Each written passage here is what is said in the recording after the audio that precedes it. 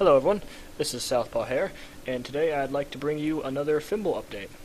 So we will be watching a couple of my friends play a local match as I go over some of the changes that have taken place.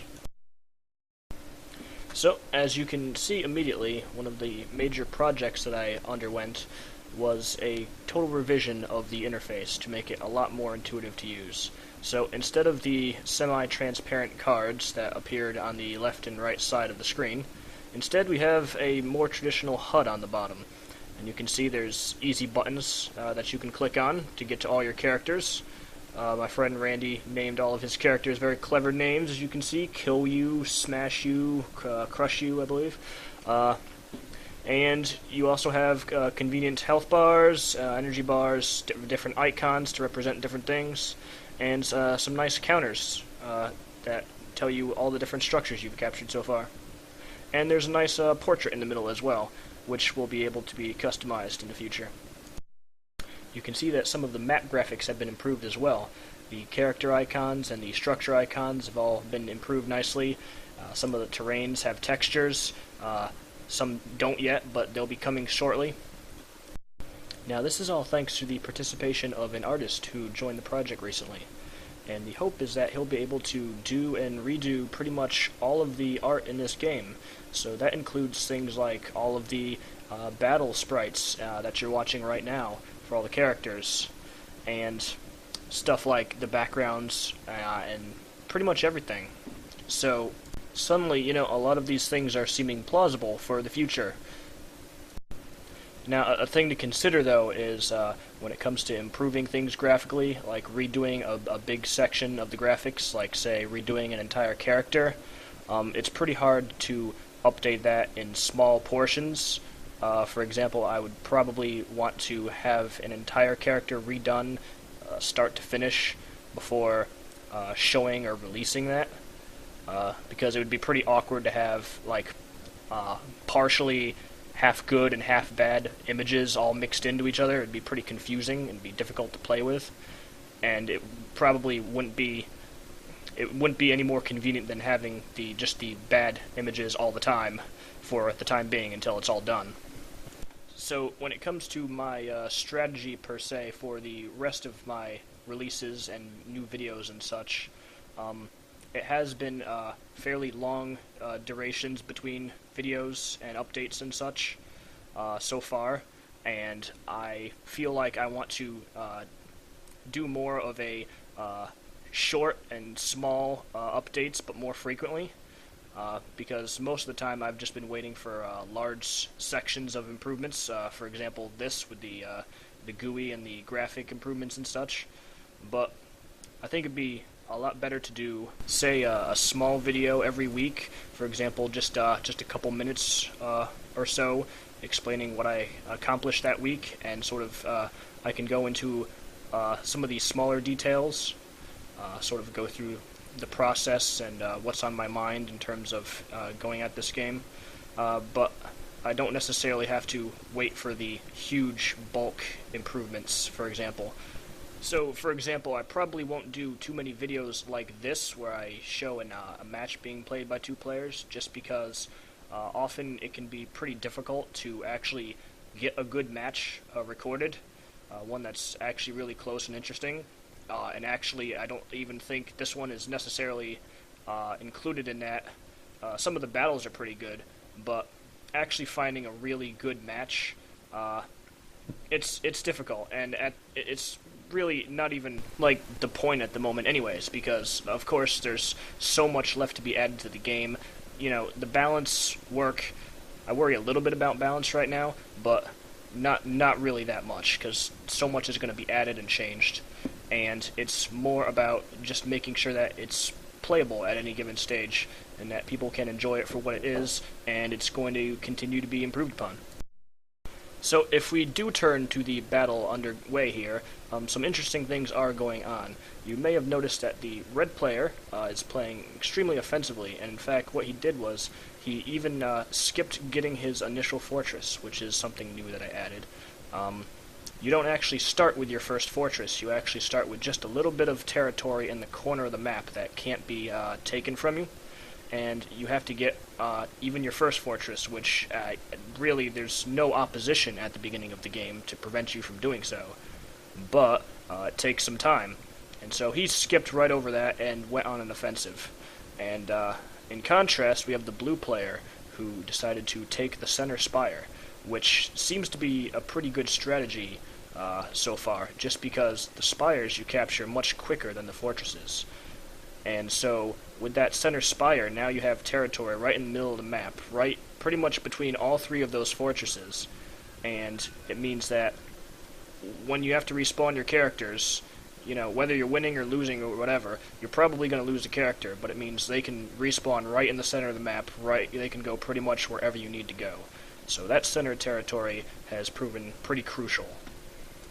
Now, on the other hand, the red player has the spire that's on the island right between the two initial bases, so that makes it easy to make an offensive on his opponent's base up there, which looks like what he's doing right now, and we'll see how that actually turns out.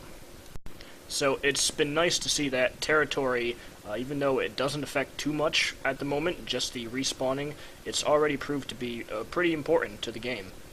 So, and there's going to be more structures in the future that make use of it, and there's going to be ones that you can capture faster or slower, ones that have all sorts of different effects, such as buffs in battle and stuff.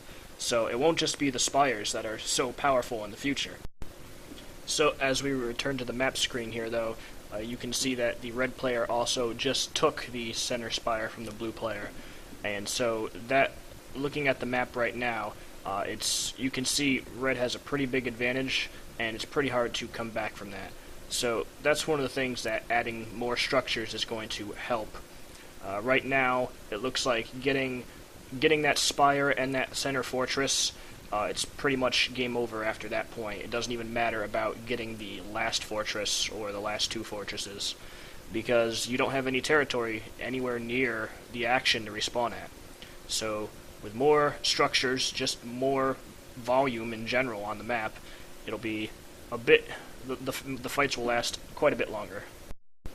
Now, in contrast to that, we can see that the blue player up in the top left defending his home base, it's actually, the defender has a pretty strong advantage, just because at that point, once the attacker reaches his base for the first time, that's when he's going to be respawning all his units. He gets 3 or 4 people up there, and it's pretty hard to take somebody's initial base, even if they don't have any other territory at all. And so we can see these fights, both players are using all the different moves, a lot of the various mobility moves. So that's a big thing with the Hare character, in contrast with some of the other characters that'll be coming up soon. He has abilities to get around the battlefield, around the screen, in all different manners. As a matter of fact, he has a move that lets him boost in all 8 of the compass directions, basically, except for up. He doesn't have a double jump, but he does have an air dash, he has a diagonal downwards attack, and he has a directly downwards attack. And so with enough energy, and he has, as you just saw there, the upwards diagonal attack. So with his energy, he can go pretty much wherever he wants. He can confuse you.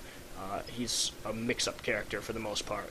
Just mess you up, confuse you, and go all over the place. Now, some of the other characters are definitely on their way, so it's interesting to start comparing them.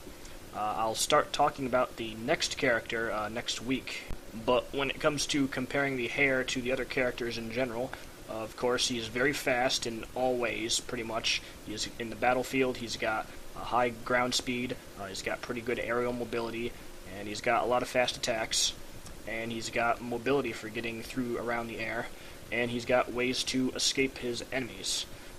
And on the map screen, he's also just very fast in general. He's got a high base speed, which makes him the fastest in a lot of situations, but not all of them. He's pretty affected by taking damage and getting slowed down that way. And he's not the best on every terrain, mainly just the grasslands and the open fields. And in terms of some of his big weaknesses, he also doesn't have that great in terms of health. and not that great in terms of attack range either. So the new character that I'm going to be showing off, they have much bigger hitboxes. Their attacks are a little bit slower, but you can really, distance people out with these attacks, whereas the hair, definitely not going to happen pretty much against anyone. So he has to rely on getting in real close range to do any sort of damage. So we're reaching pretty much the end of this match between my two friends here. You can see the player on the right pretty much giving a final stand here, but it's going to be pretty futile, which is it's not a good thing, but like I said, there's definitely some balance work to think about in the future.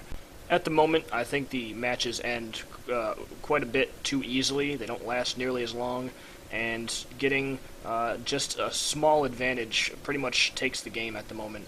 So I want to make things a little more subtle, stretch them out a little bit longer. But for the time being, it is what it is today. So we can see now that the red player is actually capturing one of the bases on the right, as well as the blue player's initial base. So it doesn't even matter that he skipped over his own initial base. He's just going right for the steal, and that is pretty much going to take it. The blue player respawned a couple of guys. He's going to try to fight for it, but it's not going to work out. So thanks again for everyone for joining me. I will be continuing to make updates fairly frequently now. That's my plan anyways. So I hope you continue to stick around. Thank you very much.